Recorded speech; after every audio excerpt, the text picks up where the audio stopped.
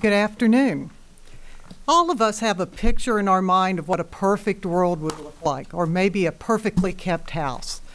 For OCPS, we have a perfect world picture for opening a new school. We would have a new school that would open at just the right time. We could readily purchase the property. And all those federal, state, local, and land approvals would be obtained quickly and easily. The property would never have an environmental issue, and everyone would be happy to have the school in their neighborhood. And all the funding would be sitting there waiting for us. Well, that's a good picture, but the reality is we have limited funds, limited land, unusual shapes for properties, unwilling sellers, infrastructure issues, governmental approvals that have to be obtained, endangered species, sinkholes or contamination, and opposition to a school. Looking at the slide in front of you, you can see the shape that's outlined in red. This is one of the sites that we do have, and as you can see, it is an unusual shape. You can also see it that this time when the picture was taken, that there's not a lot of infrastructure there. So with this site, it became a new school. This is the school site for Innovation Middle School, and as you can see, our facilities team did a very nice job, or a beautiful job, to create a school on this very unusual site. So, with that, how do we plan for schools? We have an extensive planning process that we will explain to you during this presentation. But let me give you a little background for planning for facilities. In 2003, the school board worked with the firm of DeYoung and Associates to develop an educational framework to be used in developing and implementing a school facility master plan. The recommendations from this joint effort were reviewed and endorsed by a group called COVE. COVE is the Citizens Construction Oversight and Value Engineering Committee, and it was established in 1997. This group of citizen volunteers has expertise in construction, engineering, finance, and audit. None of these individuals do business with Orange County Public Schools. The school board, when they adopted this educational framework, gave us size of schools to plan for as we go forward. All planning for new schools is based on using this framework, which provides us with consistency and stability in planning. The chart in front of you is a large visual so you can see the whole process at one time. And each year, as part of our budget process, the school board approves what's called the Capital Improvement Plan, or CIP. This plan shows the schools that we plan to build within the next 10 years. This doesn't mean we are not looking for future needs past that 10-year mark. In fact, based on data on development, we plan for the schools we will need at build-out. Each year, the board-approved 10-year capital plan is published. This slide provides the visual representation of the planning process for new relief schools. It takes us from the initial data that shows growth is coming to the opening of a new relief school.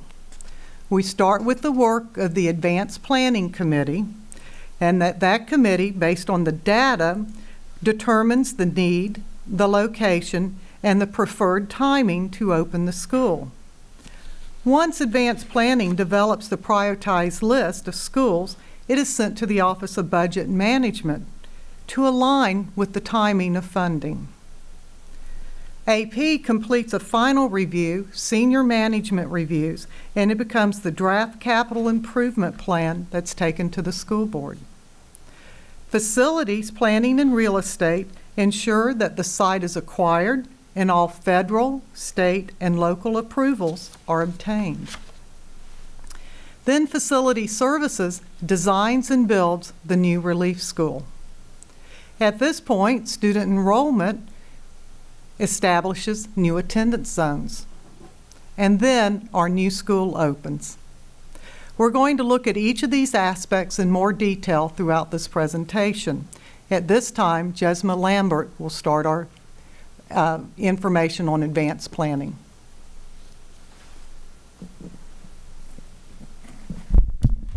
OCPS has an extensive process in place to plan schools, starting with the Advanced Planning Committee, as Carol mentioned. The purpose of the committee is to research, review, and analyze data to assess future capacity, student capacity, and facility needs.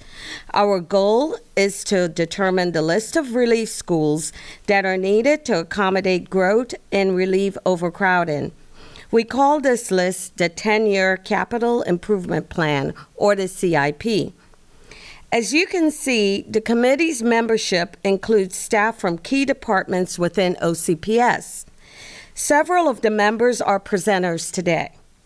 We also invite planning staff from Orange County government and other municipalities to address specific issues as needed.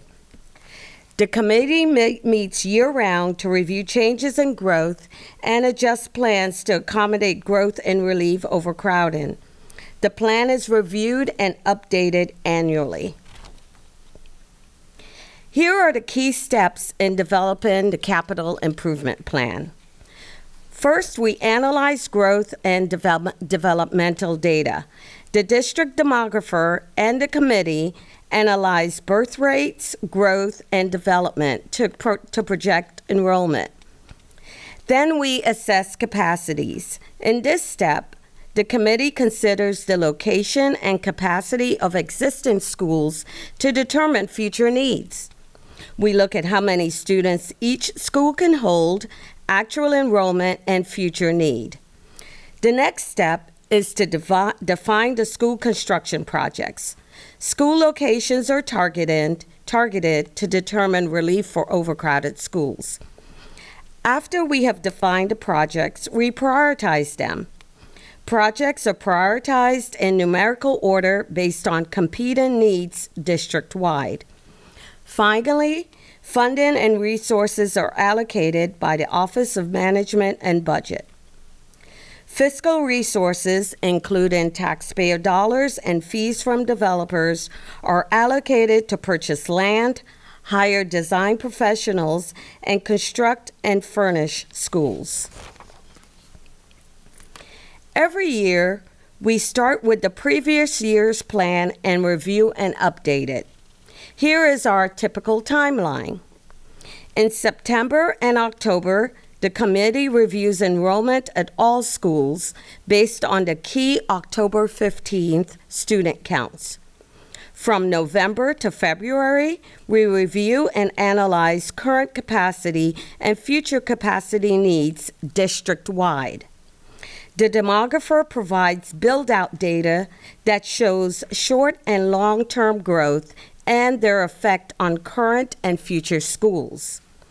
We also evaluate the availability of roads and utilities near potential sites, along with site availability. In March and April, a draft 10-year plan is updated. That list includes priority and recommended year to open dates. That list then goes to the Office of Management and Budget to see how many of those projects can be funded and when. In May, we present our budgeted list to OCPS senior leadership for review. In June, recommendations are finalized and presented to the school board during a series of budget workshops. What you see on screen is this year's adopted list, which is set to be approved by the school board in September. The triangles indicate the school locations.